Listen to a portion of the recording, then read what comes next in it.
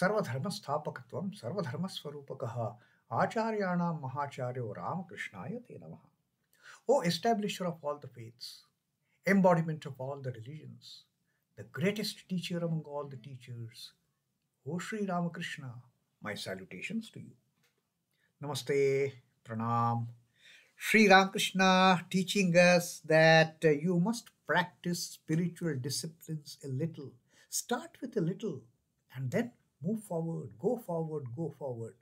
The spiritual disciplines like chanting the name of God constantly, without wasting even a single second. Constantly remember God, constantly remember the Divine Mother. Get into the company of holy men. Get into solitude once in a while, Sri Ramakrishna says. Now and then, get into solitude. Just be with your chosen ideal, you and your chosen ideal. And then contemplate upon the God, contemplate upon your chosen ideal, the greatness of the chosen ideal, sing the glories. And then Sri Ramakrishna says that once God realizes that this child of mine is capable, this child of mine is so restless to gain that God realization, the God will grant you the God realization. The God will grant you the vision, like that the rich man who even he gives his estate to his son who may not have even reached the legal age of taking possession of that estate. Seeing the restlessness of the son, seeing the capability of the son, the father will endow all the rights of managing the estate to this son even before he has come of age. So whether you have reached the final goal or not, God will see your yearning, God will see your restlessness, and God will give you God realization. And if you are not getting that, get angry with the God, Sri Ramakrishna says. Utilize those negative forces that you are carrying in you. Why take out the anchor on somebody else? Take out that anchor on God. Oh God, you have brought me to this world. It is your responsibility to see to it that I attain God realization. Get angry with him. Get picked at God, Sri Ramakrishna says. And God will grant you whatever you desire for in terms of God realization. Go forward, Sri Ramakrishna says. Don't get stuck at one place. Even if you are getting some small experiences, some small visions, don't get stuck at that place and never remain satisfied with those small and tiny experiences that you are getting on the spiritual path. Always move forward. Like that story of the woodcutter, Sri Ramakrishna told us that the holy man told him, don't get stuck here at cutting this ordinary wood, go forward. When the woodcutter goes forward, he finds the forest of sandalwood. Oh my God, I was cutting the simple wood all these days. Now I will cut sandalwood. But then he doesn't stop there. After crossing over the sandalwood forest, he finds the mines of silver and gold. Then again he goes forward and he finds the mines of rubies and precious stones and diamonds. So Sri Ramakrishna says, never get stuck on the spiritual path at one place. Keep on moving forward and you will attain to so many experiences, but never remain satisfied with those tiny and insignificant experiences till you attain the ultimate God realization. And then what happens after attaining God realization? That is an understanding, that is awakening of Brahman and Shakti are one and the same. Brahman and his primal energy, the Adi Shakti, they are one and the same. And like that story of the king asking a yogi, tell me what is the ultimate in one word. And yogi says, you will soon you will see. Somebody will come and tell you everything in one word. And then a magician comes and with the trick of his fingers, first he's showing him two fingers. See this two, see this two, and behold, king, behold, he says. And in that moment of behold, those two fingers, they become one. And then the king gets that realization. What is that ultimate knowledge? Initially, it is two. Initially, the Brahman and the primal energy, the Brahman and the Adi Shakti, the Mahamaya, they appear to be two. But at the realization of knowledge, like that magician said, behold, king, behold, they both become one. So that was the great teaching Sri Ramakrishna had on that particular occasion, telling about how to attain the God realization and what happens after God realization, that all the duality ceases. Then it is nothing but Advaita. And then that was he was interacting with devotees from Manirampur, and now again another batch of devotees had come from Belgaria, and there was one musician. So Sri Ramakrishna tells him, please sing something. The musician sang a few songs, and then finally he sang one song which described awakening of Kundalini and crossing it, jumping it. They're just moving over the six centers. The six centers Sri Ramakrishna has already taught us, starting from Muladhara at the base of the spinal cord until the Ajna Chakra over here. And ultimate is the Sahasrara, the seventh one. So this musician sings about awakening of Kundali and crossing over the six chakras. The song goes like, awake, mother, awake, how long thou hast been asleep. In the lotus of the Muladhara, fulfill thy secret function, O mother. Rise to the thousand-petalled lotus within the head, where mighty Śiva has his dwelling. Swiftly pierce the six lotuses and take away my grief, O essence of consciousness. This song represents how Kundalini, which is sleeping in the dormant condition at the base of Muladhara, it has to awaken. The Kundalini has to awaken and cross over, piercing the six centers, the Muladhara, the Swadhisthana, the Manipura chakra, the Anahata chakra, the Vishuddha chakra, the Ajna chakra. She has to cross, pierce these six centers and get through this Sahasrara out. And that is the end of all misery. That is the end of all grief. That is the end of all the pairs of opposites. And that is taking away my grief. That ultimate crossing over the seventh plane, piercing the sixth plane, six planes, the Kundalini, it crosses over the seventh plane. And that is the essence of consciousness. That is the ultimate knowledge. That is the knowledge of Brahman, the Brahma Jnana. And now, listening to this song, now Sri Ramakrishna beautifully explains how this Kundalini, how this experience of the Brahma Jnana comes to one. Now Sri Ramakrishna explains about this song. The song speaks of the Kundalinis passing through the six centers. He has taught us the six centers.